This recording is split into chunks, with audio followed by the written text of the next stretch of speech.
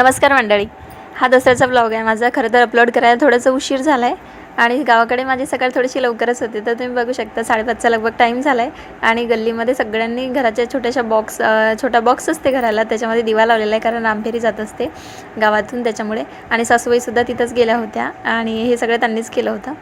नंतर मी माझं आवरून घेतलं, सकाळचे जे आंघोळ वगैरे सगळ्या गोष्टी होत्या त्या आवरून घेतल्यानंतर डाळ भिजत घातली कारण वडे बनवायचे होते.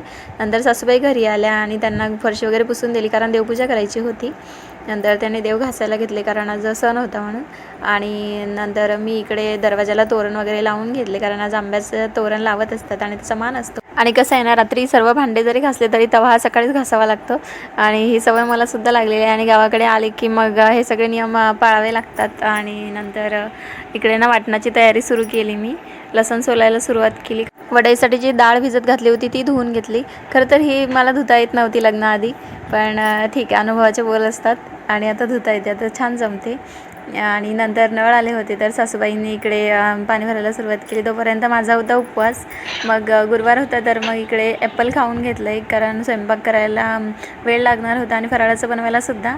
तर बाकीच्यांचं इकडे शेतात जायची गडबड चालू होती. आणि नंतर नैवेद्यासाठी भात बनवला, भाजी वडे भाज्या सगळ्याचं प्रिपरेशन करून ठेवलं, बनवायचं बाकी होतं. आणि कढी इकडे बनवून घेतली. आता फक्त राहिलं होतं पुरणपोळ्या बनवायच्या. नंतर सासूबाईंनी पुरणपोळ्या लाटून दिल्या आणि असंच स्वयंपाक झाला. आणि शेतात न्यायचे नैवेद्यसुद्धा मी इकडे तयार करून घेतले. संध्याकाळी दसरा कसा साजरा केला उद्याच्या ब्लॉगमध्ये तुमच्यासोबत नक्की शेअर करते. तोपर्यंत बाय.